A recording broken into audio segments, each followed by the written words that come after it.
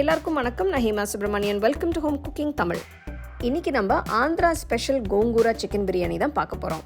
அதாவது புளிச்சிக்கீரை வச்சு இந்த பிரியாணி ரொம்பவே யூனிக்கான டேஸ்ட்டில் ரொம்ப ஃப்ளேவர்ஃபுல்லாக அற்புதமாக இருக்கும். ஸோ வாங்க இந்த கோங்கூரா சிக்கன் பிரியாணி எப்படி செய்யறதுன்னு பார்க்கலாம்.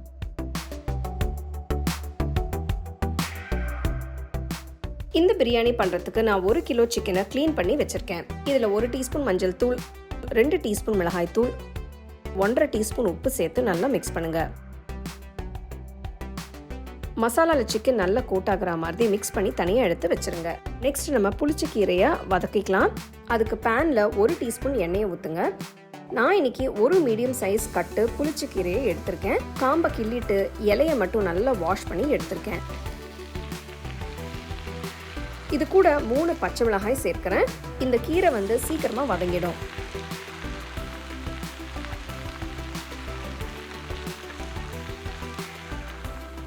அரை டீஸ்பூன் உப்பு சேர்த்து 2-3 நிமிஷத்துக்கு கலந்து விடுங்க. அடுப்பு ஆஃப் பண்ணிட்டு கீரையை நல்லா ஆற விடுங்க. ஆறுனதும் மிக்ஸி ஜாருக்கு மாற்றி நல்லா பேஸ்ட்டாக அரைச்சிக்கோங்க. ஃபர்ஸ்ட் தண்ணி ஊற்றாமல் அரைங்க. அப்புறம் கொஞ்சமாக தண்ணி ஊற்றி நல்லா பேஸ்ட்டாக அரைச்சிக்கோங்க.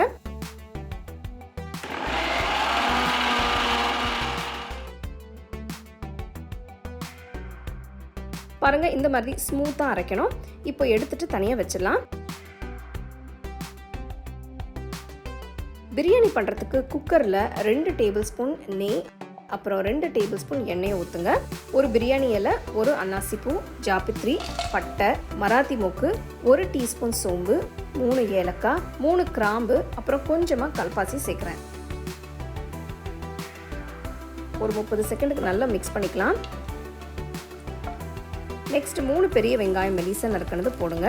3 பச்சை மிளகாயை 2ஆ கீறி சேர்க்குறேன். வெங்காயத்தை நல்ல கோல்டன் ப்ரௌன் கலருக்கு வதக்குங்க. நல்ல ஒரு கோல்டன் ப்ரௌன் கலருக்கு மாறினதும் 2 டீஸ்பூன் ஃப்ரெஷ்ஷாக அரைச்ச இஞ்சி பூண்டு பேஸ்ட்டு ஆட் பண்ணுறேன். ஃப்ரெஷ்ஷாக அரைச்சி சேர்க்கும் போது ஃப்ளேவர்ஸ் ரொம்பவே நல்லாயிருக்கும். 30 செகண்டுக்கு பச்சை வாசனை எல்லாம் போகிற வரைக்கும் வதக்குங்க. அடுத்து 3 சின்ன தக்காளி பொடியாக நறுக்கினது சேர்த்து நல்லா மிக்ஸ் பண்ணுங்க. 1 நிமிஷத்துக்கு வதக்குங்க.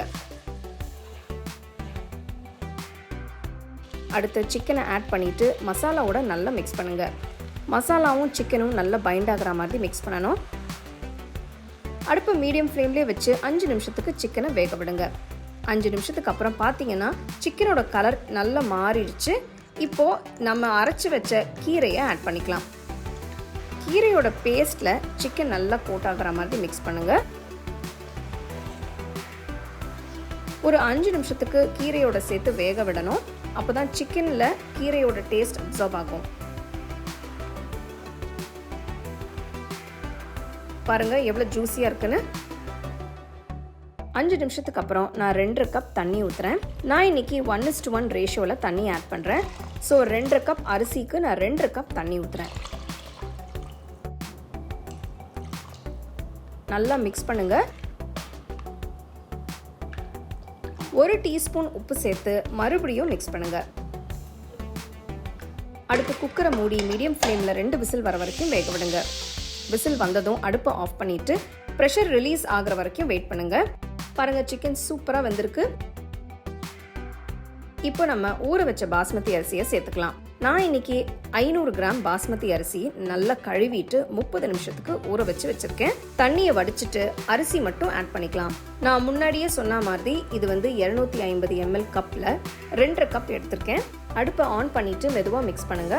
மெதுவாக அரிசி உடஞ்சிடாம மிக்ஸ் பண்ணணும். இந்த ஸ்டேஜில் உப்பு செக் பண்ணி பார்த்துட்டு வேணும்னா இன்னும் கொஞ்சம் ஆட் பண்ணிக்கோங்க. இப்போ நான் 1 டீஸ்பூன் உப்பு ஆட் பண்ணுறேன். அடுத்து இதில் 1 கையளவுக்கு கொத்தமல்லி சேர்க்குறேன். இப்போ குக்கரை மூடி ஆவி வர வரைக்கும் வெயிட் பண்ணுங்க. அடுப்பு மீடியம் லோ ஃப்ளேம்லேயே மெயின்டைன் பண்ணுங்க. ஆவி வந்ததும் வெயிட் போட்டு 5 நிமிஷத்துக்கு வேக விடுங்க.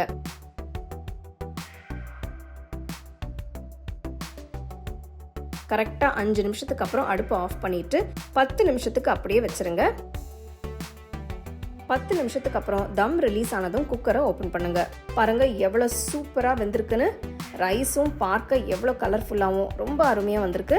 நம்மளோட புளிச்சக்கீரை பிரியாணி ரெடி ஆயிடுச்சு. நல்ல சூடாக சைடில் ரைத்தா வச்சு சர்வ் பண்ணிங்கன்னா பிரமாதமாக இருக்கும். பிரியாணி உங்களுக்கு பர்ஃபெக்டாக வரணும்னா மெஷர்மெண்ட்ஸ் எல்லாம் கரெக்டாக ஃபாலோ பண்ணுங்கள். இதே மாதிரி உங்களுக்கு பிரியாணி ஃப்ளஃபியாக பர்ஃபெக்டாக வரும். நான் சொன்ன மாதிரி எல்லா ஸ்டெப்ஸையும் கரெக்டாக ஃபாலோ பண்ணுங்கள். கடைசியாக நான் கொஞ்சமாக கொத்தமல்லி தூவி சர்வ் பண்ணுறேன். இந்த வித்தியாசமான ரொம்ப அருமையான ஆந்திரா ஸ்டைல் கோங்கூரா சிக்கன் பிரியாணி எப்படி செய்யறதுன்னு பார்த்தீங்க. கண்டிப்பாக நீங்கள் வீட்டில் அதை ட்ரை பண்ணி எப்படி இருந்ததுன்னு கமெண்ட் செக்ஷனில் சொல்லுங்கள். மறக்காமல் உங்கள் ஃபேமிலி ஃப்ரெண்ட்ஸோட ஷேர் பண்ணுங்கள்.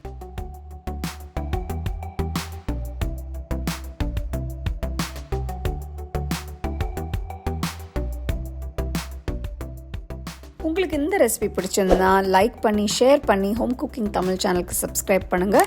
மறக்காமல் பெல் ஐக்கானை கிளிக் பண்ணுங்கள்.